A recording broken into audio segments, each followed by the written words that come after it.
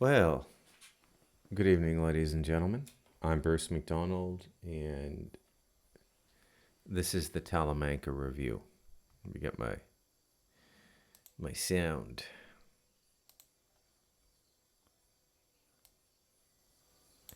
There we go.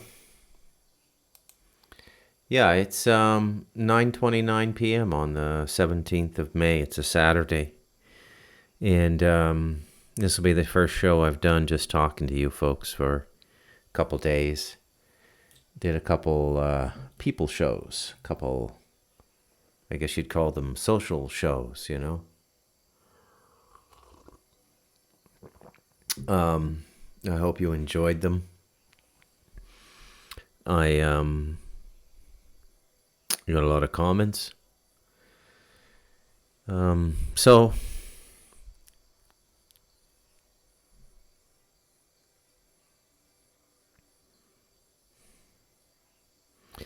I think I should say something about that interview I did with Ground Zero Radio.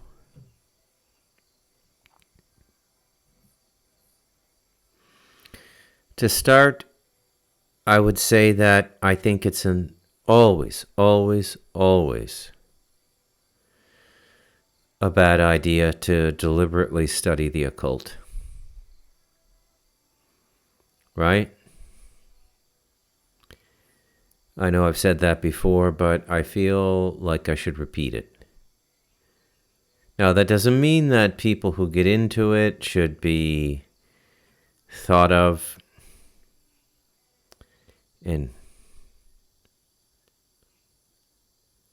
a negative way. People want to learn things, they want to know things.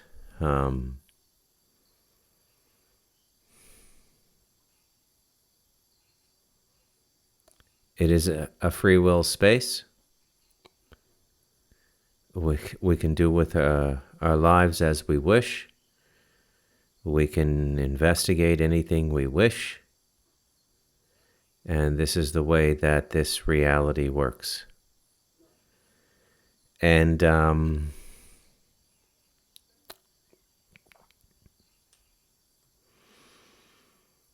I think the part of the interview that was most difficult for the two hosts was the recontextualization of the demons. And it's interesting to note that this realization is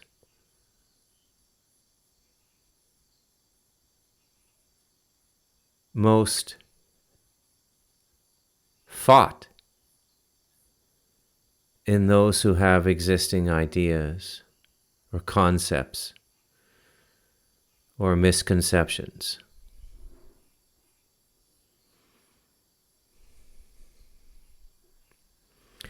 I think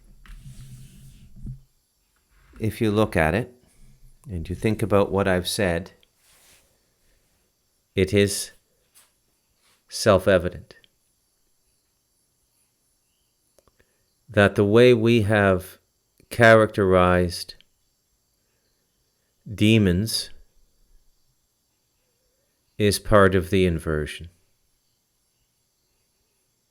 Now, it's interesting because I don't know if something like that is ever going to come up again on the Talamanka review. I did that interview as a favor to a friend of mine who is a producer and station assistant at Ground Zero. He asked if I would be willing to do an interview on this show. I said sure. Had no idea what it was going to be about. And it just sort of evolved. I had no background or no biography of the interviewers. But it was meant to be. Now, if you listen closely to what I've said, since this knowledge was given to me by the demons, by Bob, by The Devil in Us, a memoir of you and me, I have been extremely consistent.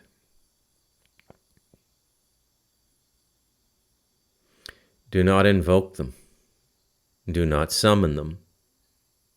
Do not try to bind them. Do not try to snare them. Do not try to be their friends. Do not try to understand them. It might be beyond a human being. We're just humans. It's more than enough for me. We're just humans. We're just this semi-intelligent hominid species living on a little marble on the outskirts of the Milky Way.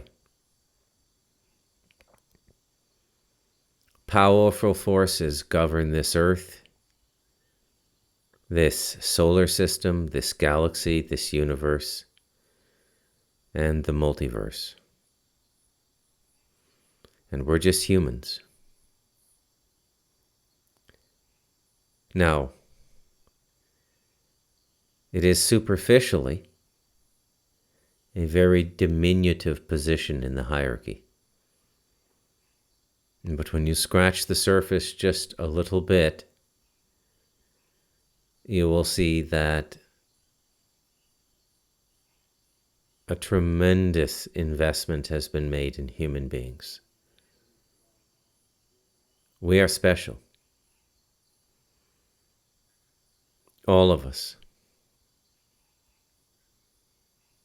The opportunity to be a human being is a gift in this universe.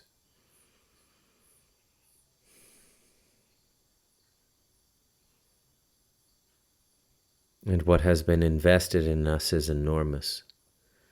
We can, in a single human life, go all the way back like a migrating bird, a Canada goose, a duck, migrating south in the winter. We can migrate all the way back to the Creator, all the way back to the ocean of love and mercy.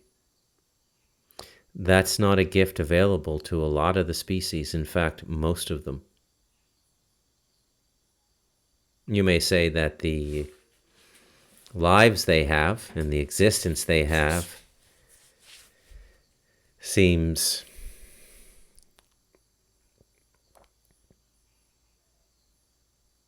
more special.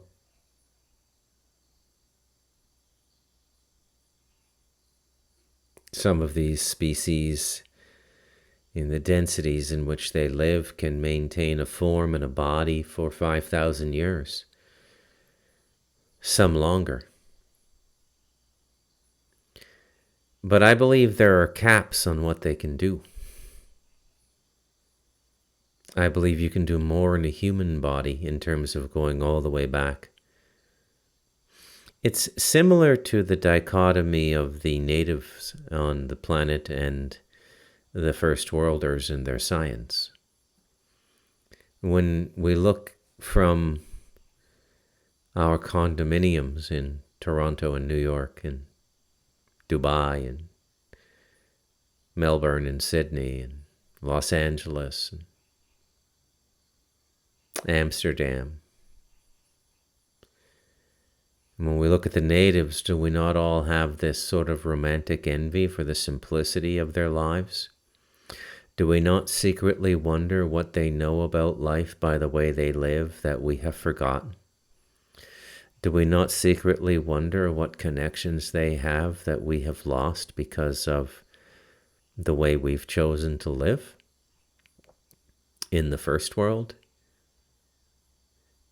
You take that basic idea and it goes out into the whole universe. There are things about being human that all of these races are envious of. Never forget that. We are wonderful when we find what our purpose is. We are wonderful when we get into harmony with the primary vibrations, the Creator.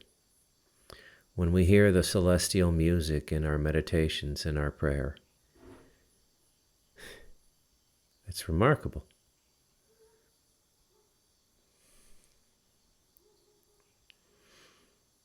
Now, it's interesting to note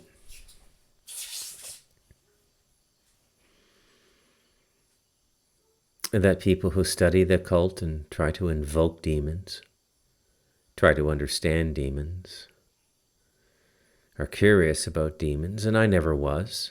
It's exactly like I said in the interview. I get a book assignment, and it's just like a soldier deploying. Okay, I'll write this. And I go in completely detached. I go in with no forethought, no preconceived ideas, nothing. A book happens. It happens as a kind of in situ miracle. Every book is a miracle to me. I don't know how they get written. When I'm done the book and I reread it, I go, I could never write that. How did that get written? What are you talking about, Bruce? You wrote it. Oh, yeah. I was rereading parts of Stardust Ranchers. I'm reading a lot more now that I got my super cool iPad M3, iPad Air. Beautiful little machine. So I'm reading a lot more now. I was quite taken aback by the poetry and lyricism of the language in all of the books. I think it might be time to write another book, just a Bruce book, about the stuff I talk about on the Talamanka Review, but organize my cosmology a little bit better. Try to set it to words and give it to people with some love. I don't know. See what happens.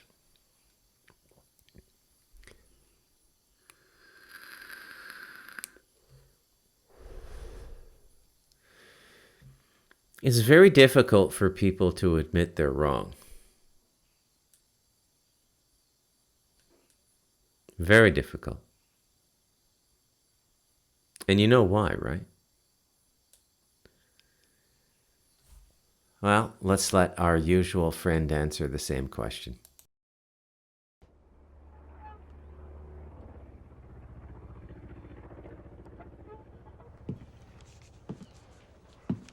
How much? 69 cents. And the gas? Y'all getting any rain up your way? What way would that be? I seen you was from Dallas. What business is it of yours? Where I'm from? Friendo? I didn't mean nothing by it. Didn't mean nothing. I was just passing the time. If you don't want to accept that, I don't know what else I can do for you. Will there be something else? I don't know. Will there?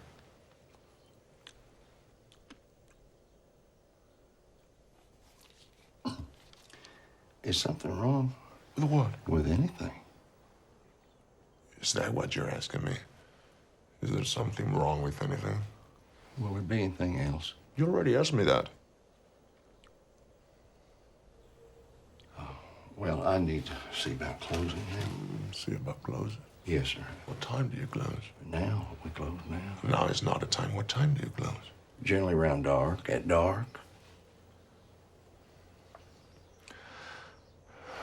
You don't know what you're talking about, do you? Sir? I said, you don't know what you're talking about. What time do you go to bed? Sir? You're a bit deaf, aren't you? I said, what time do you go to bed? Somewhere around 9:30. I'd say around 9:30. I could come back then. Why would you be coming back? We'll be closed. Yeah, you said that. Well, I got to close now. You live in that house out back. Yes, I do. You lived here all your life? This is my wife's father's place originally. You married into it. We lived in Temple, Texas for many years. Raised a family there in Temple. We come out here about 4 years ago. You married into it. That's the way you want to put it. I don't have some way to put it. That's the way it is.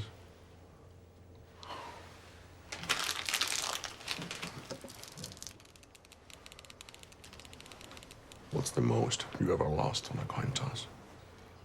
Sir? The most you ever lost on a coin toss? I don't know. I couldn't say.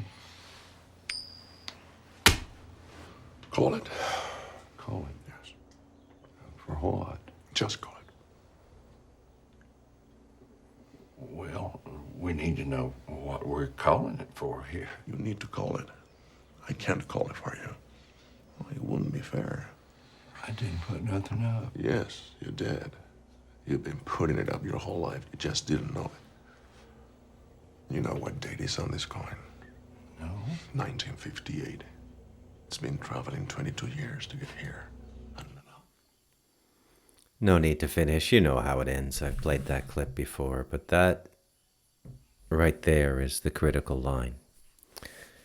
We didn't put nothing up. And Anton Chigurh says, yeah, you did. You've been putting it up your whole life. You just didn't know it. That Texaco gas station scene in many ways is emblematic of what we're going through now. And I don't know why it's so surprising to people. You know, the Maya changes. The illusion changes because the nature of human beings figures it out. But some siren song from the other side sings another lullaby and we go back to sleep. Isn't it so? We believed the mythology of the Bible until the Enlightenment. Then we believed the mythos of technology and human potential until this moment, in which we realize it's not only a lie like the other stuff, or a perverted facsimile of the truth, and perverted in a deliberate way to entitle certain peoples and their families for generations, as is the time we're in now. But rather than theology, they did it with the magical technology of money.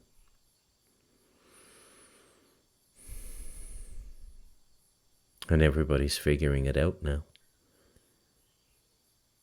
And they're trying to put us back to sleep, or if they can't do that, they'll try to put us to sleep for real, which of course is kill us, which of course they're trying to do. You know? Never forget that we are in the middle of a mass depopulation event.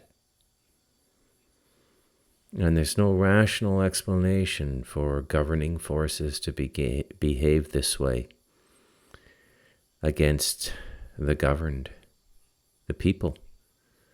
This is supposed to be our system, but it isn't anymore, if it ever was. There might have been a brief period of freedom. Freedom and violence always go together because you have to fight for freedom. It's just the way this place is built. There's no shame in it. There's no guilt. There's no sin. No, don't get me wrong. I'm not celebrating the judge here. Judge Holden of Blood Meridian. I'm not celebrating him and saying he's right, and I live with no violence. No violence in my life. But as an observer and as an honest observer, I have to say that I certainly do see a need for it. It can't be any other way. And I think everybody in the world who thought about it came to the same conclusion. Sure, there has to be violence in the world. And that's why we created the caste of person called the warrior. And the warrior lived by certain rules. All criminal organizations have their roots in a rebellion against a corrupt government. It's true for the Cosa Nostra in Italy. It's true for the Russian mafia. It's true for the Yakuza. The Hells Angels were formed by the remnants of an air fighter squad in World War II. That is the inception of the Hells Angels. The Banditos, their biggest rivals in the United States, were formed by disenfranchised Vietnam veterans, American veterans of the Vietnam War. It's like when we practice violence, we open a portal, and things come through that portal.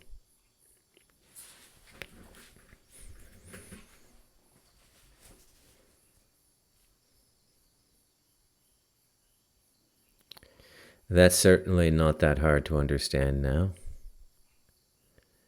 The violence of the 20th century was epic, industrial. We put our best minds on it. But that's not the way violence was supposed to be practiced. It was supposed to be practiced with honor. We're not supposed to be poisoning each other. We're not supposed to be stabbing each other in our sleep. It's dishonorable. If you have a problem with somebody, then you have to step up to them and say, I have a problem with you. That's the honorable way to do it, and all cultures and civilizations who've thought violence through have come to the same conclusion. And that's why the warriors are the people we remember. Among others, the holy men get remembered. In fact, those two classes of people are the most oft remembered human beings. We remember Achilles, Greek lore, Troy. If you don't know who I'm talking about, you just haven't made the connection with a Brad Pitt movie you've seen.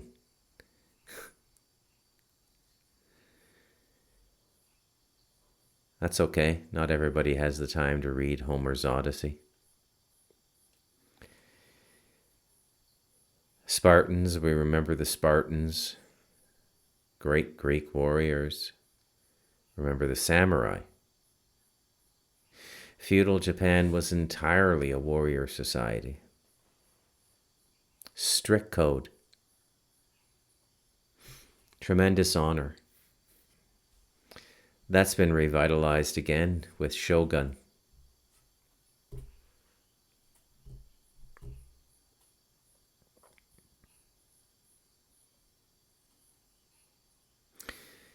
If you think for a moment that those people are not needed, I would ask you to look around you. The reason we have problems with criminal organizations selling children and trafficking human beings, among other things, in complete impotence, in complete defiance of law and order, is because there's no warrior class. We've made a mockery of the warrior class.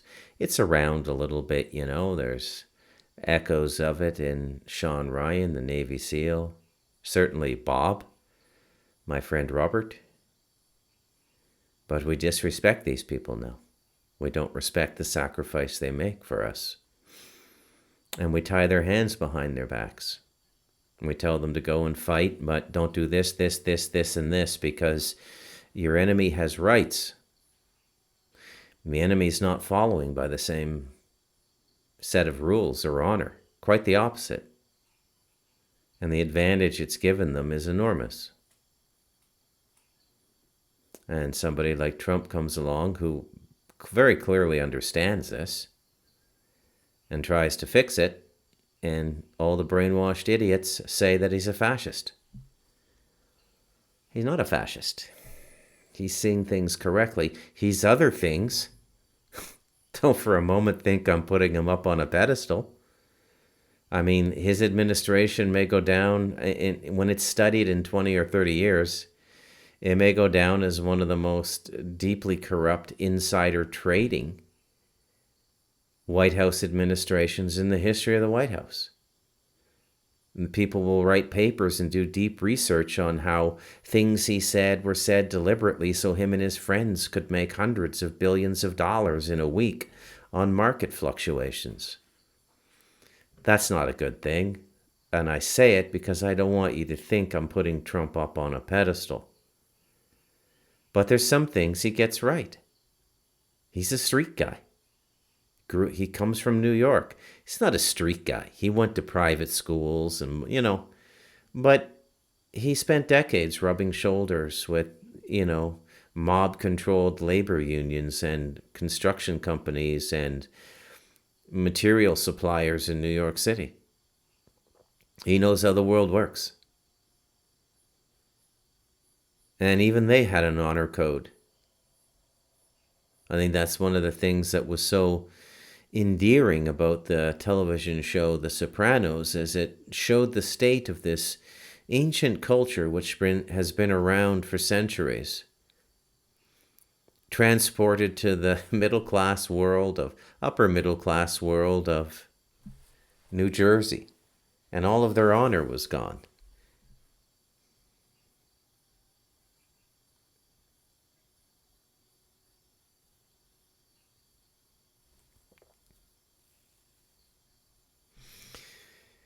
The point I was trying to make on the interview was that the great measure of the imbalance in the world now is because the demons have not been doing their job. That's one of their jobs. Okay? They're honorable. And I don't know why, but that book affected me deeply, and my relationship with Creeper affected me deeply. And as I've said numerous times,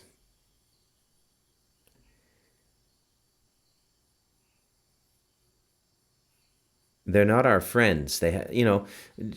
Just like the soldiers aren't our friends. Many times when the soldier comes back from battle, they can't fit into normal society.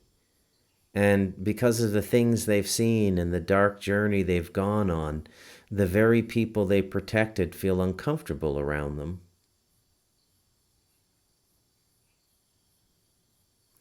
That's how I feel about the demons. They protect the greater human collective by punishing the wickedest among us.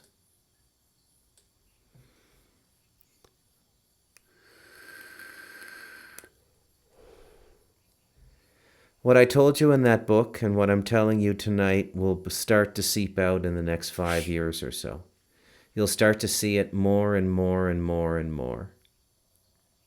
I'll give you an example of it.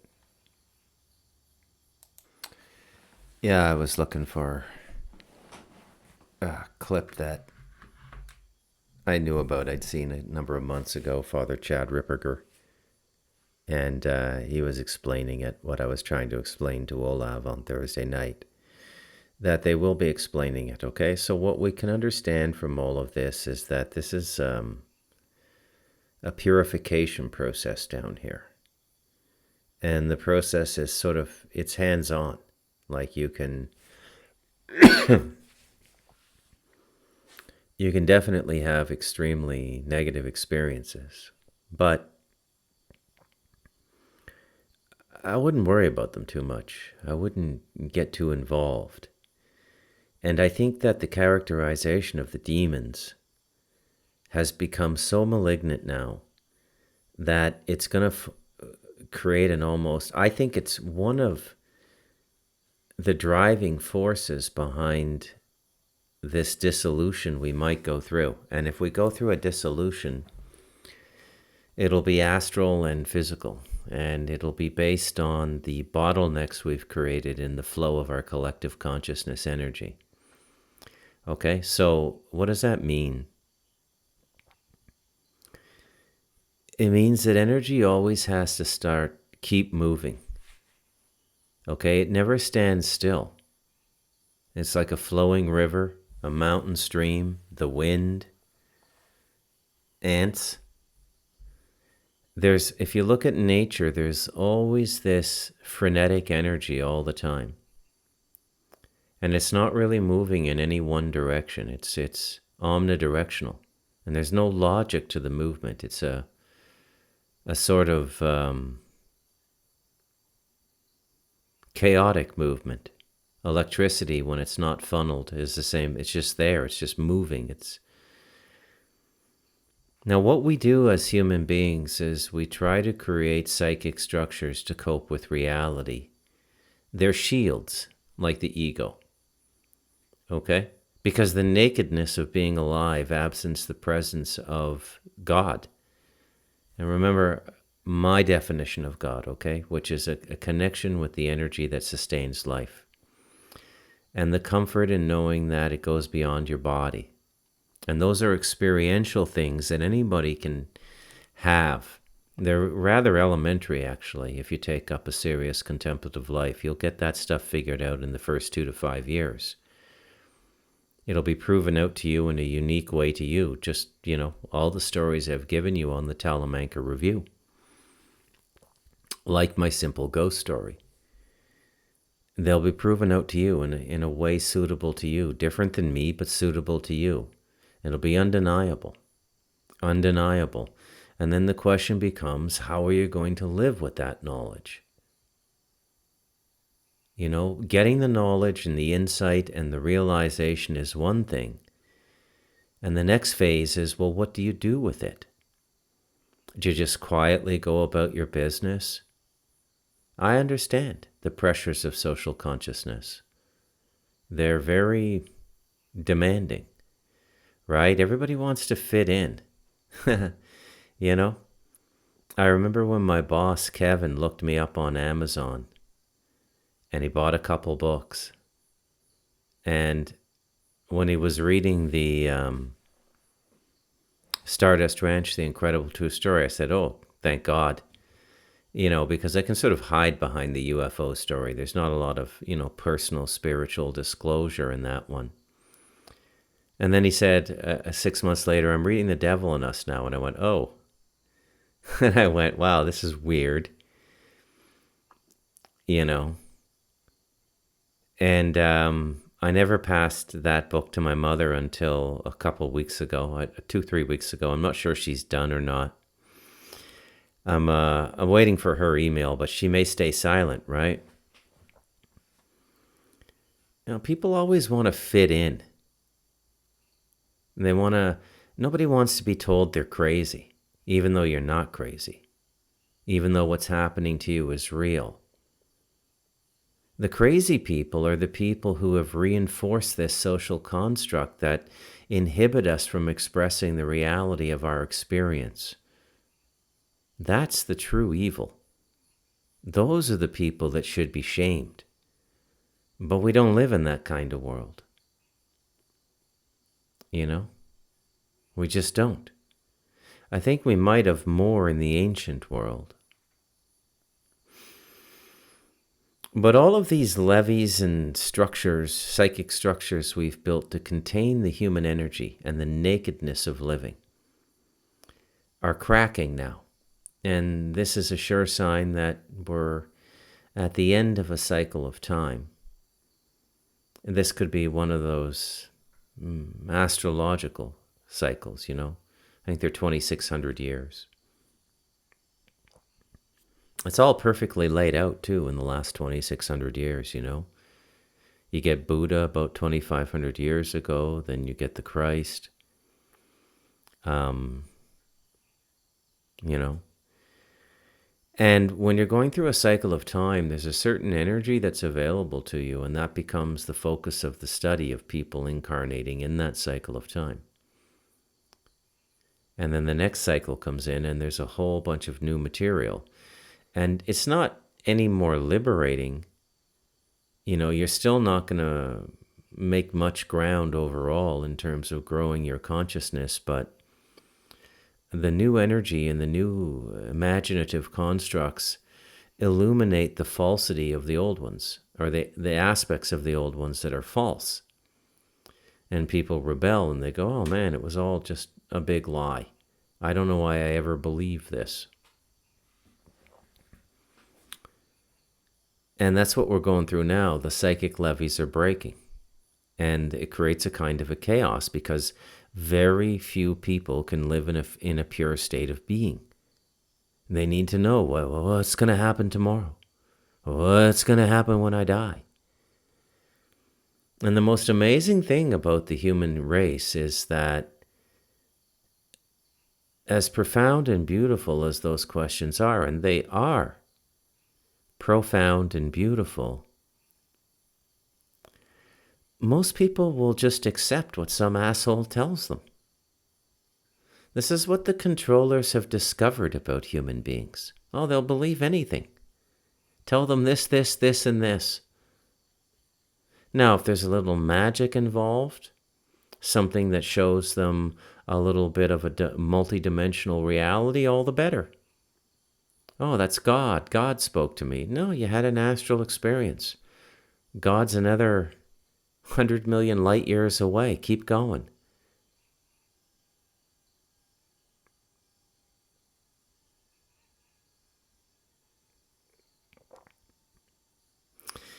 And one of the things that's going to happen in this turning we're going through now is the nature of the demonic is going to be revealed. And it is as I have told you. And there's a lot of people who've been making their living, in a sense, telling lies. Maybe they don't know they're telling lies. Maybe they're just at another level of believing somebody else's bullshit. Right? I mean, how many people who joined the clergy in the Catholic Church in the last 2,000 years came to any real enlightenment? I can tell you, not many. And how is it that I can tell you that? I can tell you that because there's no record of Catholic priests living in a monastery for 15 years and leaving the system and telling people that the truth is we reincarnate. That's how I know. Anyways, that's about all I got for tonight. I'm going to title this one, Putting It Up. People have been putting it up their whole lives. I'm Bruce McDonald, and this has been the Talamanka Review.